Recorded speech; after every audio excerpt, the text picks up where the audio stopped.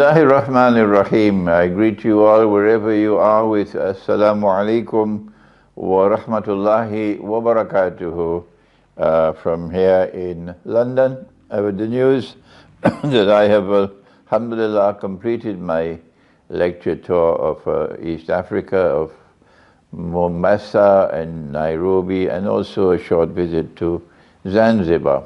And I'm now back in London.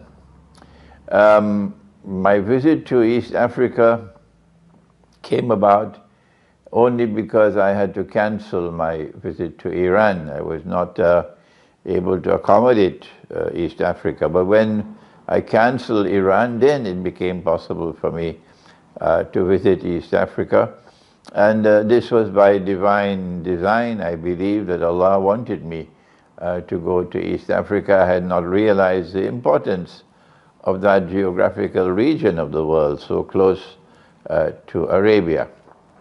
Our enemies have invested heavily in that region of the world in trying to brainwash the people, in trying to intimidate them, in taking control of the masjid using, of course, riyals, Saudi riyals. And I found that there was a great need in East Africa for preaching the correct deen and getting people to aware of the reality of the world today. There's miserable poverty in that part of the world, and people are struggling just to equal a livelihood. I found that the radio was a very effective means of reaching out to people, and so my small team of students in Mombasa decided we're going to start our own radio station. I didn't know it was so cheap to start a radio program. And they're now doing that. They're going to try to translate my lectures to Swahili and then rebroadcast them in Swahili on the radio. But more importantly than that is the need to translate my books to Swahili with elegant, proper language of Swahili language. And we need to do that quickly. Once the books are all translated to Swahili, we can then look for the money, inshallah, to try to print them. We probably have to print them in Malaysia because they're too expensive to print in East Africa. So today I'm making an appeal, particularly if you're here in Britain and you're from East Africa and you know the English language very well and you know the Swahili language. I'm making an appeal for volunteers. If you are willing to join the team of volunteers to translate all my books from English to Swahili, do please contact me, send me an email. You know my email address, inhosein@hotmail.com. You'll find it on my YouTube channels, you'll find it on my website. And this team of volunteers should, I hope, can get to work and get the books translated as quickly as possible to the Swahili language, and then may Allah help us to find the money to print the books and put them on sale in East Africa at a price that the people can afford. So this is my first announcement today. The second one is that the Turkish language is also now increasingly important because of our relations between the world of Islam and the world of Orthodox Christianity. And one stumbling block on the way is, of course, the extraordinary role of the Ottoman Empire, which waged war for 600 years on the Orthodox Christian world. And that has left a legacy of bitterness, the transformation of the Hagia Sophia Cathedral to a masjid, and then now to a museum. It has left a lasting legacy of bitterness in the hearts of the Orthodox Christian world. And I'm still feeling the walls being put up here by Orthodox Christians who were unwilling as yet to embrace me.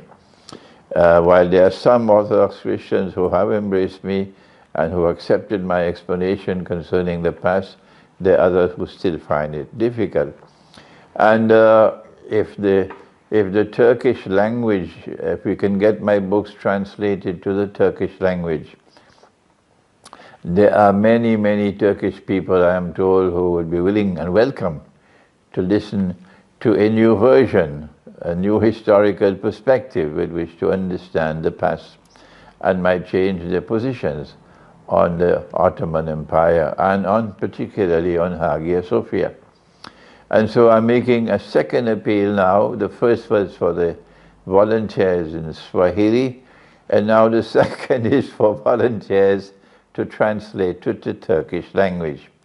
If you are in Turkey, if you are in the Balkans, but more importantly, if you are here in Britain or the United States, you have a command of the English language and you can translate from English to Turkish, do please send me an email if you'd like to volunteer, so we can make a team of volunteers and we can get to work to have all the books translated as soon as we can to the Turkish language. We may not have many years left before the Malhama takes place.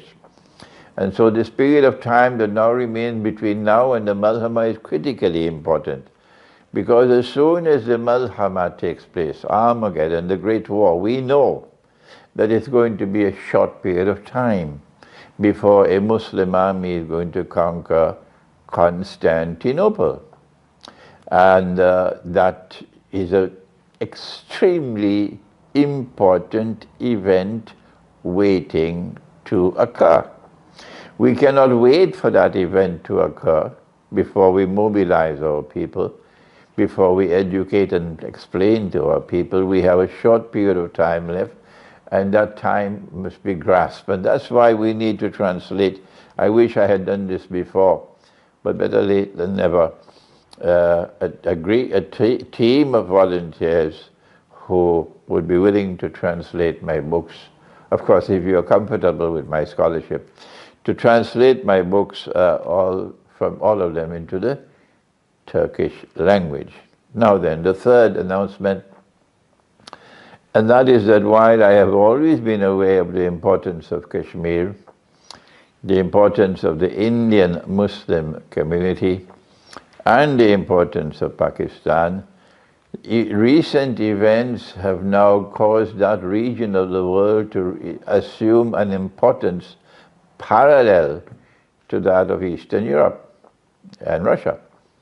And that is the fact that I now recognize that the struggle against oppression in Kashmir is now exactly the same, no difference, as the struggle against oppression and for liberation from oppression in Palestine, in the Holy Land. The two are now the same. Prior to this, when Kashmir had a special status accorded to it in the Indian Constitution, the two were not the same. No, Kashmir had certain rights which Palestine did not have. But now that the Indian government, in an act of great foolishness, unprecedented foolishness, yes, they never thought out what they were doing.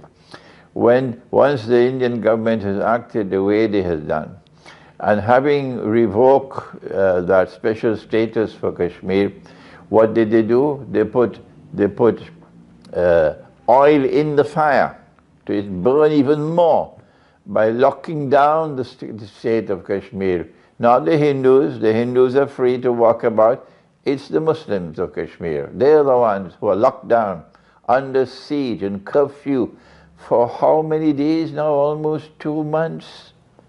Almost 2 months these people are under siege, under curfew.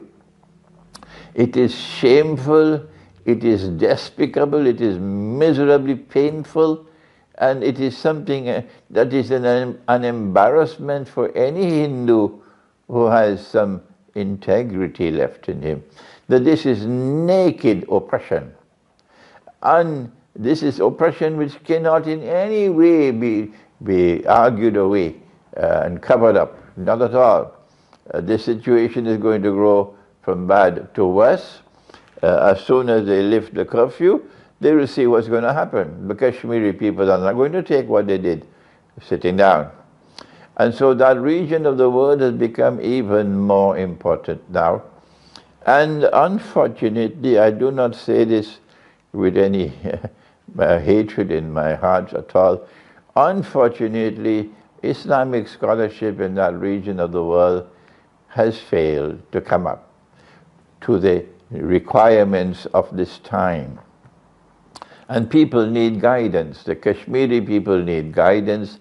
The Indian Muslims need guidance, and Pakistan needs guidance, and guidance comes from the Quran. And our scholars of Islam in that part of the world have failed in turning to the Quran to show the way forward. And so I think we need to get my books translated as quickly as possible to the Urdu language, and then have them published in Pakistan, printed in Pakistan, and made available to the Pakistani people and the Indian people and Kashmir at a price that can be afforded. And so I am making yet a third appeal, and that is for volunteers who have the knowledge of the English language and who know the Urdu language and who can translate into elegant Urdu. Urdu is such a beautiful language. We don't want substandard translations, no. Elegant Urdu. And as soon as we can get the books translated, all of them to Urdu, we already have a volunteer now, may Allah bless him, who traveled all the way to Malaysia to meet with me in the month of August, and who's offered to help with the cost of printing. And so if you are willing to volunteer, if you know someone who can volunteer, reach out to him, and please make contact with me if you're willing to volunteer to translate to the Urdu language all my books to Urdu. So these three announcements, an appeal for volunteers. I hope that Allah may put it into your hearts to respond, and we can get to work in translating as soon as possible. One more announcement, and that is that I will begin my lecture tour of Britain, inshallah, on Sunday, this coming Sunday, the 6th of October. I did have one lecture here in London, in Reading, 2 days ago, and we'll try to get that lecture onto the YouTube.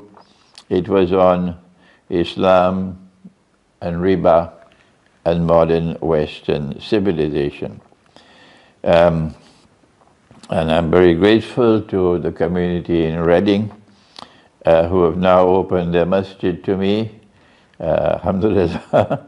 And when I return to Britain in November for another part of the lecture tour, we'll be able to schedule a lecture in Reading, and by their request, the road forward, the Quran and the road forward for Pakistan, for Kashmir, and for the Indian Muslims. But that is November, inshallah. But this time, on the 6th of October, Sunday the 6th, I go back to the Pluskatin Abbey or monastery in Inverness for a session with a Roman Catholic scholar at the Abbey itself. And if you're in Inverness or you're around that area in the north of Scotland, it's going to be at 3 o'clock in the afternoon, and the subject is on money. It's on money.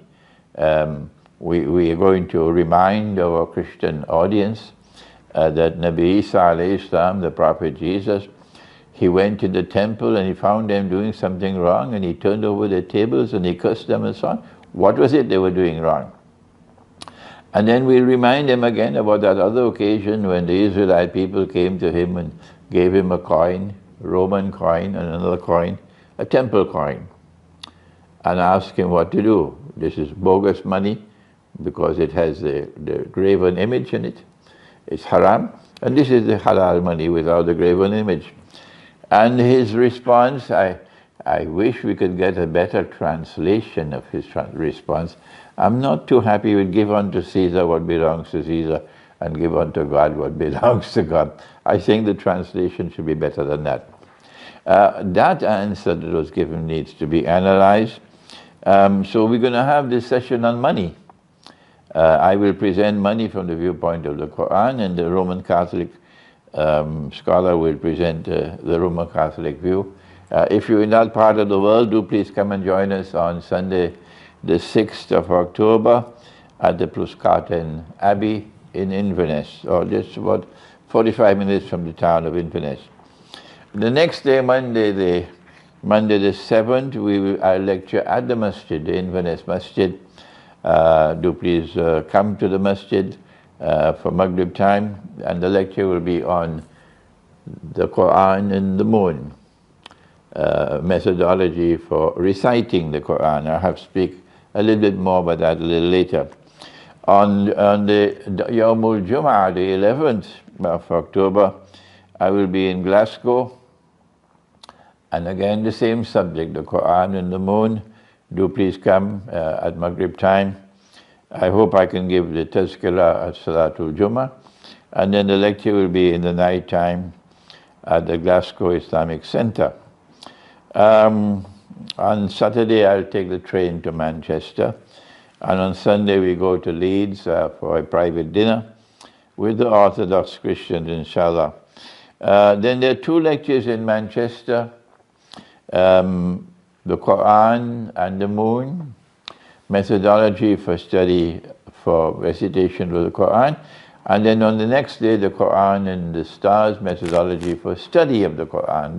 This is what I'm concentrating on now, because I realize if people don't understand the Quran, how will they understand eschatology? It's difficult for them. So look forward then to Manchester on Wednesday, and on Thursday you'll find the venues, inshallah, on my website. And then we go from there to Newport, and then to Birmingham for 2 lectures, and then to Nottingham for 2 lectures, and then to Leicester before I travel to Brussels. But if you are in any one of these cities that I've mentioned, or if you are close to any one of these cities, this is your opportunity. If you would like to order a complete set of my books and get them personally autographed by me, and you don't have to pay those huge fees, airmail fees from Trinidad, this is your time to come wherever I am in any of these cities and get a complete set of my books autographed. I brought some of the books which are not available in Britain. I brought them from Trinidad and I have them with me, not many. So do please come, take this opportunity to get complete sets of my books. I will be in Brussels from the 29th to the 29th of October to the 3rd of November when I return to London. And if you are in Europe, in Germany, in Holland, in Switzerland, in France, or you want to come to Brussels, go to my website and you'll get, inshallah, the program for my lectures in Brussels. When I come back to London on the 3rd of November, inshallah, I'll be here for 2 weeks. And at that time, we will have another program of lectures in London.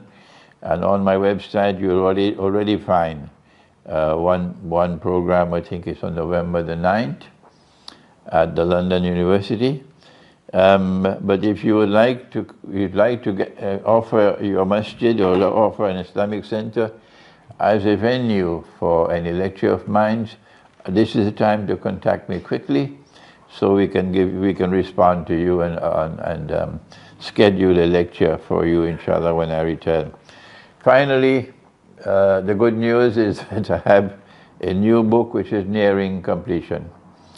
It is, of course, the Quran and the Moon, methodology for reciting the Quran, and I cannot stop thanking Allah.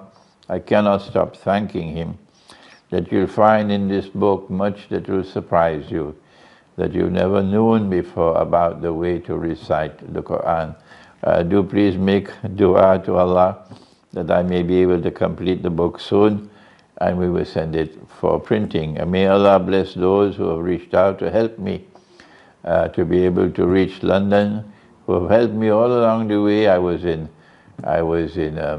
Malaysia for about 2 months. I was in Indonesia. I was in Bangkok. I was in Mombasa, Nairobi, and in Zanzibar before coming here to London. And many people were so kind and helpful to me. I suffered a big loss in Bangkok, and someone reached out to help me.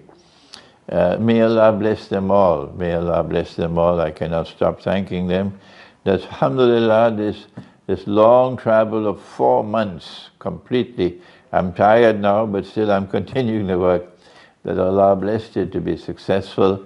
And now this book, as soon as it is finished, it will be the crown for me, that I was able to complete writing this book. Please make dua that I may complete it. The Quran and the Moon, methodology for reciting the Quran. I want to say to you, Assalamu alaikum wa rahmatullahi wa barakatuh, and I look forward to meeting you either in Inverness or in Glasgow or in Manchester or in Leeds or in Birmingham or in Newport or in Nottingham or in Leicester, any one of these cities, inshallah, during the month of October. Thank you.